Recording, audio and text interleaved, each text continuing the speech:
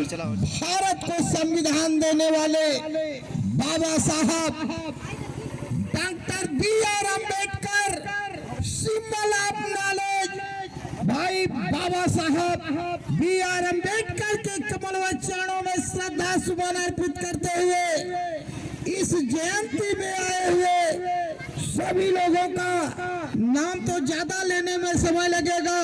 सभी लोगों का स्वागत, अभिनंदन, वंदन करते हुए अपनी बात को यहीं से मैं प्रारंभ करता हूं।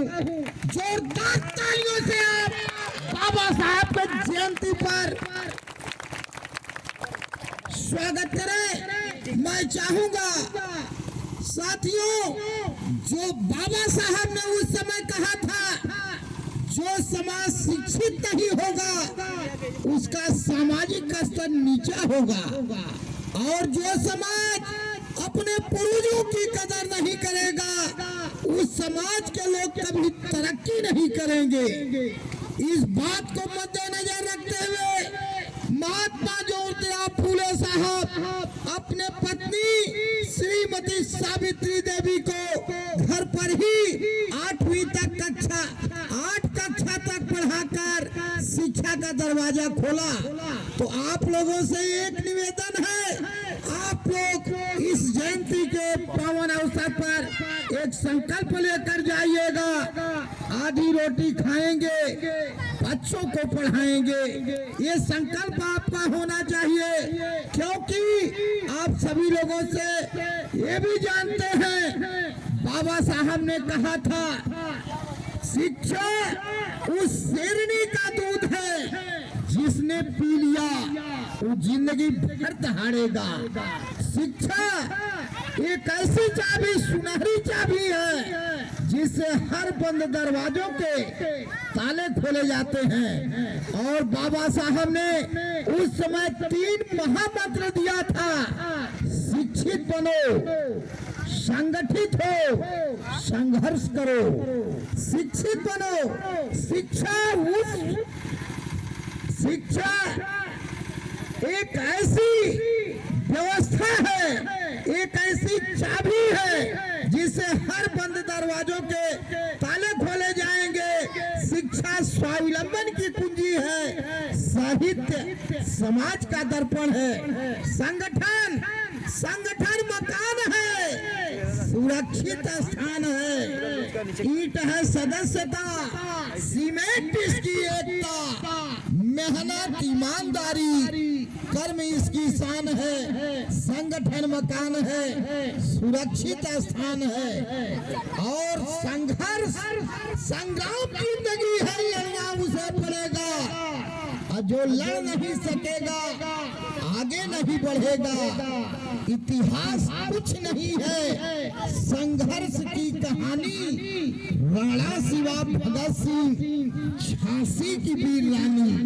कोई भी कह रोका, इतिहास क्या पढ़ेगा, यानी विकृत पढ़ी हुई है। चिंतन चरित्र में क्या हुआ, चहुओर तारों की सेना खड़ी हुई है, इसलिए हे बहुजन समाज के लोगों, जाग उठो, बाबा ने तुम्हें पुकारा है। हे बहुजन समाज के लोगों, जाग उठो, कांसी ने तुम्हें पुकारा है, बाबा का इशारा समझो, पार्लियामेंट तुम्हारा है, इसलिए एकजुट होकर एक ताट पर, एक प्लेटफार्म पर एकता का, संगठन का व्यवस्था बनाकर आप लोग आगे बढ़ने का संकल्प लें। और बाबा साहब का संक्षिप्त परिचय आप लोगों के मानस पटल पर इंगित करा रहा हूँ। मेरे भाइयों, बाबा साहब सन 1891 में बाबा साहब का मध्य प्रदेश महू छावनी में इनका जन्म होता है, और 1896 में माता भीमाबाई जो इनकी माता रही उनकी मृत्यु हो गई। और 1906 रमाबाई जिनसे इनकी शादी हुई है, भिखू राम जी की लड़की थी, उनसे इनकी शादी हुई। 1912 में बाबा साहब को प्रथम पुत्र जसवंत राव पैदा हुए और 1913 में बीए की डिग्री बाबा साहब ने हासिल किया। बाबा साहब पीएचडी की डिग्री हासिल किए। 1917 में ही राजा बड़ौदा नरेश के यहाँ सेक्रेटरी के पद पर बाबा साहब नौकरी किए और 1917 में ही महार जातियों द्वारा बाबा साहब को सम्मानित किया गया। 1918 में बाबा साहब प्रोफेसर के पद को प्राप्त करते हैं और 1920 में मूक नायक पत्रिका बाबा साहब ने प्रकाशन कराया और 1923 में बाबा साहब वकालत शुरू किए। 1924 में दलितों को जगाने के लिए बाबा साहब ने ओजस्वी भाषण किया और 1928 में साइमन कमीशन आया और अपना विचार बाबा साहब ने दिए। 1928 में ही करेंसी नोट का भारत सरकार को राय दिए, प्रचलन करवाए।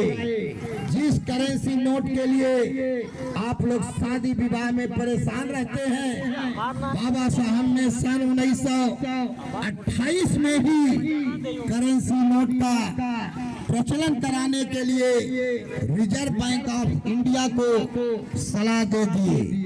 1931 लगाया तो 1932 तक गोलमेज सम्मेलन में बाबा साहब ने भाग लिया। 1935 में रमाबाई जी की मृत्यु हो गई और 1935 में ही ला कॉलेज के बाबा साहब प्रिंसिपल बने और 1935 में ही बाबा साहब बौद्ध धर्म स्वीकार किए। 1936 में बाबा साहब लेबर पार्टी का गठन किए। में ही महाराष्ट्र से बाबा साहब चुनाव लड़वाए। 17 कैंडिडेटों को उन्होंने उतारा था। 15 कैंडिडेट बाबा साहब के जीते और 1942 लगाया तो 1946 तक भारत सरकार में श्रम विभाग में सचिव के पद पर बाबा साहब आसीन रहे। 1946 में ही 9 दिसंबर 1946 को पहली बैठक हुई संविधान सभा की और जिसमें अध्यक्ष राजेंद्र प्रसाद जी बनाए गए और बाबा साहब भी उसमें भाग लिए। 1946 में सिद्धार्थ कॉलेज की बाबा साहब ने स्थापना किया।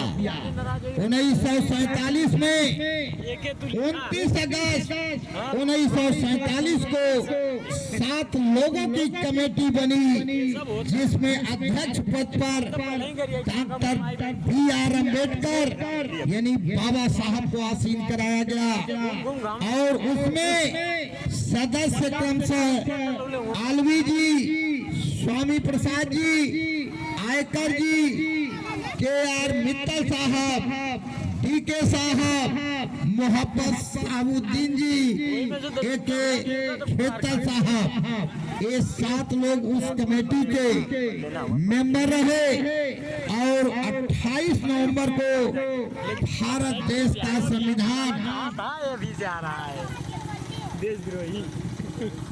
डॉक्टर राजेंद्र प्रसाद जी को सौंप दिए और 1949 में पंडित जवाहरलाल नेहरू जी के को प्रधानमंत्री बनते हैं और पंडित जवाहरलाल नेहरू के मंत्रिमंडल में बाबा साहब कानून मंत्री बने।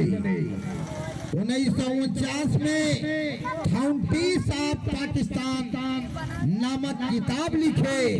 1950 में 26 जनवरी 1950 को भारत देश के समस्याओं के प्रति अपना तेजस्वी भाषण बाबा साहब ने दिया।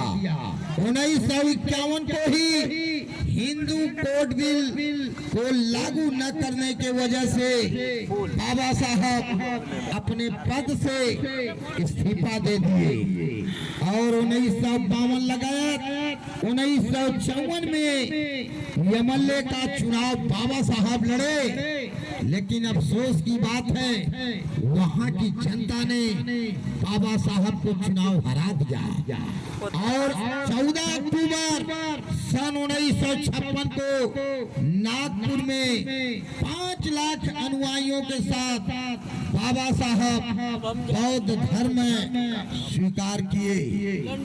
साथियों, अंत में 6 दिसंबर 1956 को हमको छोड़कर बाबा साहब चले गए। बाबा साहब जरूर चले गए, लेकिन आज भी हमको एक ऐसी शस्त्र देकर गए हैं कि बाबा साहब जिंदगी में हम लोगों को भूल नहीं सकते, क्योंकि जहाँ इंसान इंसान में भेद है उस किताब का नाम वेद है।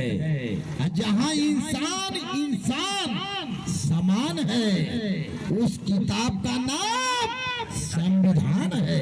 संविधान है तो बाबा साहब ने हमको संविधान दिया है जिसके वजह से जिसके बदौलत हम अपनी बिगड़ी बना सकते हैं।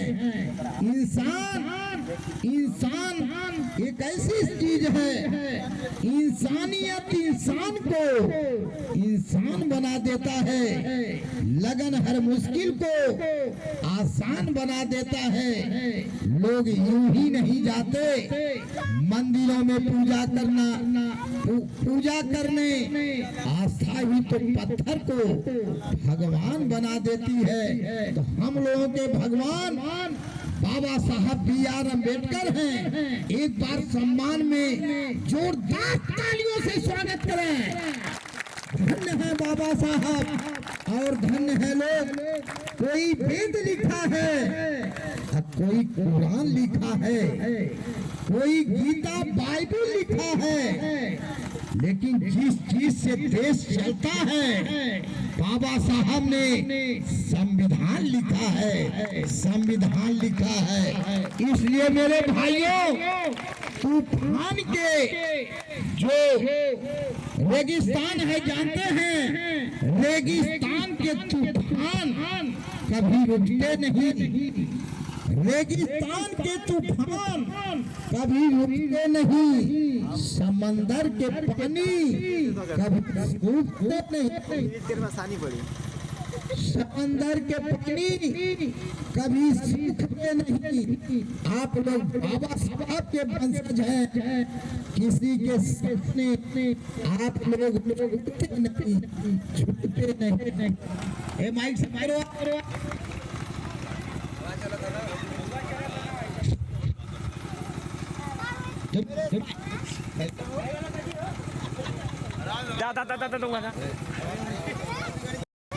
यह बाबा साहब की जयंती तो 14 अप्रैल को ही होनी चाहिए थी।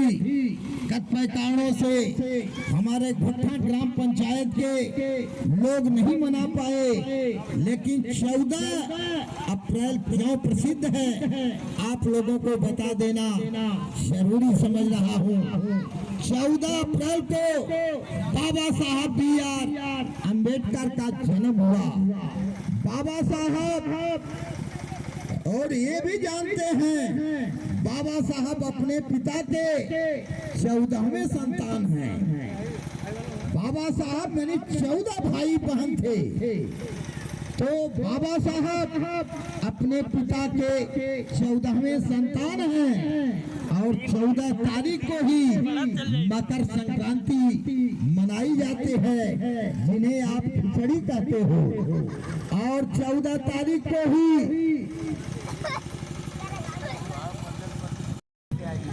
14वें दिन सूर्य का उत्तरायण होता है और इस धरती पर 14 भुवन है। 14 भुवन यानी 3 लोक, 14 भुवन, 7 खंड, 9 द्वीप, 14 भुवन है। और 14 संस्कृत में 14 सूत्र होते हैं। और 14 तारीख को पंडित नेहरू का भी जन्म हुआ था। और 14 तारीख को हिंदी दिवस मनाया जाता है। विश्व मानव दिवस 14 तारीख को ही मनाया जाता है। अब भीष्म पितामह का इंतकाल भी 14 तारीख और 14वें दिन महाभारत में हुआ।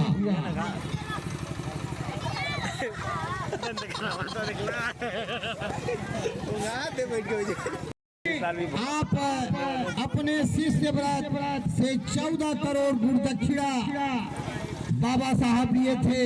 और अमेरिका में इराक को 14 तारीख को सैन्य सहायता देने की घोषणा की गई थी। और 14 तारीख को ही सिडनी से स्टेप से हटकर बात न करें प्लीज। और मात्र 2 मिनट का समय आपके पास है। धन्यवाद। ये 14 का क्यों महत्व है, इस बात को जान लेना जरूरी है। और समुद्र मंथन में जो 14 रत्न निकला है, सुनिए यहाँ वो विषय नहीं है, कृपया ये विषय न, ये ज्ञान बाद में बताइएगा। ये सिर्फ बाबा साहब के विषय में बताइए। 14 रत्न सब लोग जानते हैं, ये सब नहीं बताना उचित है। जो उचित है वही बताइए, ठीक है। मात्र 2 मिनट समय आपके पास है। धन्यवाद भाई संतोष जी। लेकिन बाबा साहब ने जो किया है उसको भुलाया नहीं जा सकता। और बाबा साहब के बारे में आपको बताने की जरूरत नहीं है। बाबा साहब ने उस समय कहा था, ऐ मेरे बहुजन समाज के लोगों, जाग उठो। देखिए, एक हाथ में संविधान है और संकेत भी उनका पार्लियामेंट की तरफ है। ऐ मेरे बहुजन समाज के लोगों, जाग उठो। कांसी ने तुम्हें पुकारा है, बाबा का इशारा समझो, पार्लियामेंट तुम्हारा है। यानी बुजुर्गों का आशीर्वाद, बड़े भाइयों का साथ, जब नन्हे मुन्ने बच्चों का मिले प्यार, तभी होगा इस समाज का समग्र विकास। और एक चीज जान लीजिए, कभी सर्दी कभी गर्मी, एक कुदरत के नजारे हैं। प्यास तो उनको भी लगती है जो दरिया के किनारे हैं, इसलिए कितने पलकों की नमी समंदर से ढूंढ कर लाई होगी, तब जाके फूलों की प्यास सबनम बुझाई होगी। बाबा साहब ने जो त्याग किया है, बाबा साहब ने आप लोगों के लिए घर परिवार छोड़ दिया, अपने बच्चों को छोड़ दिया, पत्नी को छोड़ दिया, समाज को छोड़ दिया, रिश्तेदार को छोड़ दिया, सबको छोड़कर आपको पकड़े हैं। आप बाबा साहब के विचारों को आत्मसात करते रहिएगा।